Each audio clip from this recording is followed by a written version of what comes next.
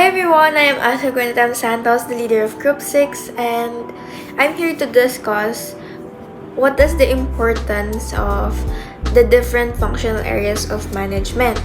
As a young leader and entrepreneur myself, nung nagsimula ko, I was scared of delegation. So, ano yung delegation? Ito yung pagbibigay ng work to your staff members, no? Like, nakakatakot. Minsan inisip na, ay, mas mabilis if ako yung gagawa. Mas maganda if ako yung gagawa.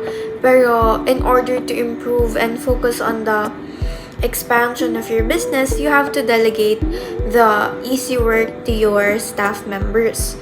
So, to further explain our topic, watch this video. Let's talk about Edgar Henry. Edgar Henry was a thinker who loved studying how people work together in groups, like sa mga school, teams, or companies. He's famous for explaining something called organizational culture, which is like the personality of a group or workplace.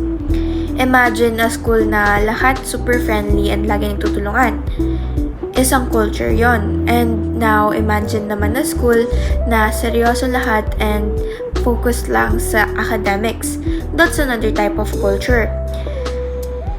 Edgar Henry helped people understand why these personalities matter and how they shape what happens in a group. He also said that this culture has 3 layers like an onion. First is what you see on the outside, yung nakikita natin. And 2, yung naiisip nilang importante or what they believe is important. And lastly, their deep and hidden ideas, the unspoken beliefs or habits that people don't even realize they have. This helped the leaders and teams figure out their onion layers so they could work better together. His ideas are like a map to understanding why groups act like the way they do and how to make them happier and more successful.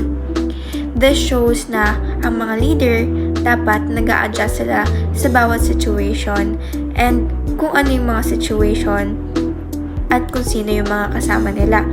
They have to be flexible, whether sa personality, approach, and attitude nila. So, they could work for a better team together. Hi guys, Market Darcy from Group 6 and I'm going to report the Human Resource Management. Main job ng Human Resource Management ay pag-hire ng mga skilled employees and meron itong training para ma-meet nila yung meron itong training included para ma-meet nila yung acquired skills ng isang organization. Ang layunin nito ay upang matiyak ng mga employees ay epektibo at produktibo sa kanilang mga trabaho upang makatulong sa layunin ng isang kumpanya. And nakatuon din ng HR sa mga pagbabago sa organization at sa mga relasyon sa industriya o ang pagbabalance sa mga gawain sa loob ng organization and mga pangangailangan mula sa batas ng government. Ang HR din ang gumagawa ng company policies and process tulad ng pagtatrabaho ng overtime ng mga employees na and meron itong additional salaries or payment o yung tinatawag nilang sahod. And dagdag pa dito na Philippine Labor Law ang dapat na sumahod ang mga trabahador o employees ng isang company na sapat na bayad or minimum wage. At sa madaling salita, mahalaga ang HR dahil nakapagpanatili ito ng positive work culture and naiiwasan ang pagbaba ng productivity and overall performance ng mga employees sa isang kumpanya. That's all guys, thank you. Marketing management. Effective marketing management involves planning, implementing, and monitoring marketing strategies to achieve company goals. This includes understanding customer needs, creating products and services to meet those needs, and promoting them to the right audience. Large companies often have dedicated teams to handle sales, advertising, and promotion, with various roles contributing to overall success.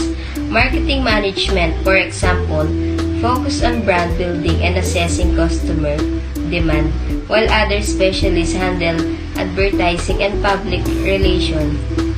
Successful marketing relies on a mix of advertising, commercial, and target campaigns.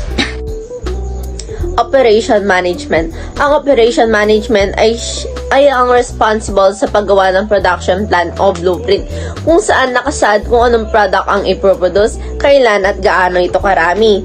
Ang production manager naman ang nagmamanage ng buong production process. Siya nag-aalaga ng resources tulad ng tools, materials at mga tao para magpatuloy ang production ng maayos. Siya rin ang responsible para matiyak na matapos ang production on time. Production scheduling. Ang production scheduling ay yung pagpaplano kung anong mga produkto ang iproproduce at kung kailan. Nakikipagtulungan ang production manager sa purchasing department para siguraduhin na ang mga materials ay ma-order ng on time at ma-deliver on time. Lead times. Lead time ay ang oras mula sa pag-order ng materials hanggang sa pagdating nila. Mahalaga na may sapat na lead time para hindi magkaroon ng production delay dahil sa kakulangan ng materials. Maintenance and repair of equipment. Kailangan ng regular maintenance para sa equipment. Kung masisira ang mga machines, magkakaroon tayo ng production downtime. Kaya't ang production manager ang responsible sa pag-aalaga ng equipment para hindi magka-problem. Financial management. It is department that is responsible in money matters. This involves planning, controlling financial resources to achieve the goals. Example, budgeting, allocating and managing expenses. There are 3 types of responsibility of finance manager. First one is investment decision.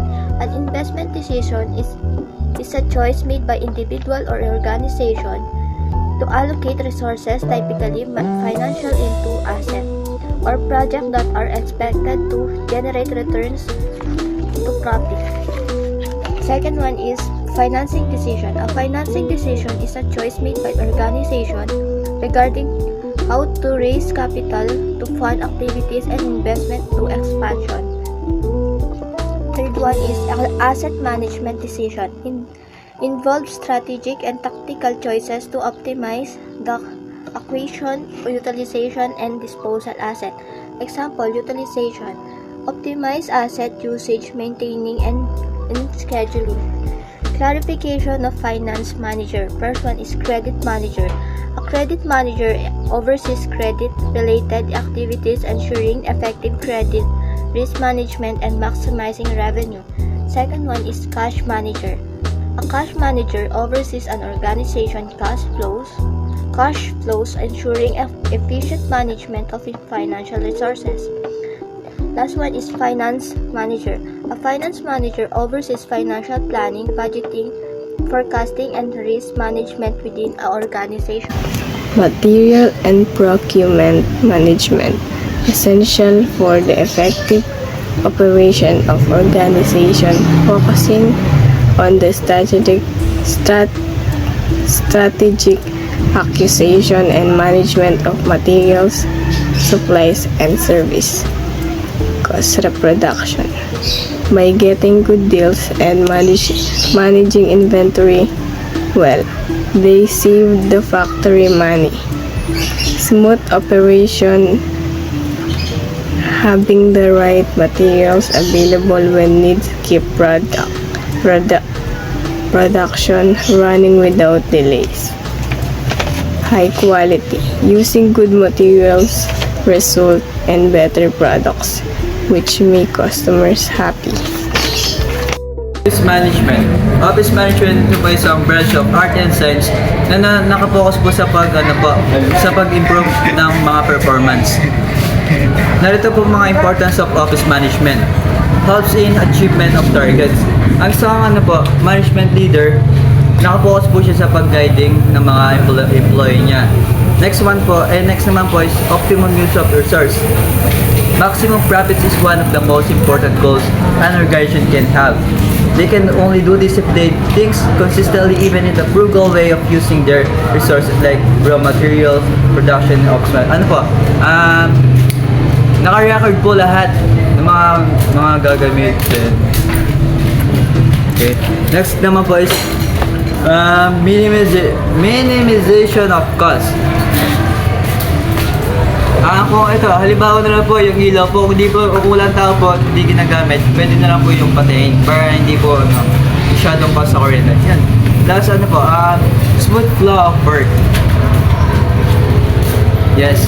Dapat po, walang distraction kapag nagtatrabaho ka para maging smooth lang. Next naman po is provides leadership. Yun nga po, yung pagka-guiding. Guiding the employee para ma-achieve nila yung target nila. Okay? Managing change. Managing change naman po kung mayroong laging nalilate, ganun, dapat inaayos para hindi na malate.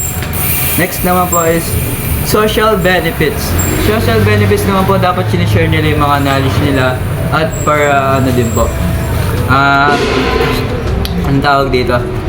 Hindi pa okay. So yun po. Social benefits the organization is not only one who is being blessed but also the different sector of the community. That's it. That's all, guys. Hi guys, so for today's video, I'm gonna explain what is Information and Technology Management. Ang pamahalaan ng impormasyon at teknolohiya, Information and Technology Management, ay proseso ng pagpaplano, pag-organize, pagdidirekta, at pagkokontrol sa mga pagkukuha ng mga impormasyon at teknolohiya upang makamit ang mga layunin ng isang organisasyon. Halimbawa, iisipin ng isang negosyo na gumagamit ng computer system para sa mga transaksyon. Ang IT management ay sila ang responsible sa pagpapanatili ng mga computer. Isa na doon ang pag-upgrade ng software at pagtiyak na maayos at safe. Sa madaling salita, ito ay mga pag-aayos, pag-iimbak at paggamit ng impormasyon gamit ang mga computer at iba pang teknolohiya. Sa Information Technology Management, importante ang pagpapabuti ng mga kausayan, pagtataas ng produktibidad, pagpapalakas ng seguridad, pagpapabuti ng komunikasyon. At yun lang po ang tungkol sa Information Technology Management. Bye, Katseki!